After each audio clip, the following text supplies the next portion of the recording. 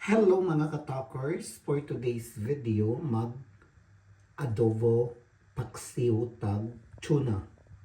Nakapalit tag tuna sa palengke. So yan, at ito na yung maging ingredients ng ating adobo paksiw. Ahos, luya at saka bawang. Ahos, luya, bawang.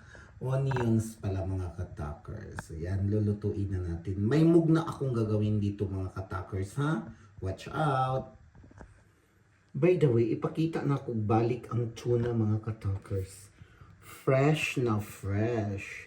Shupa kayo siya mga katalkers. Mura siya gikag Jensen. Hahay!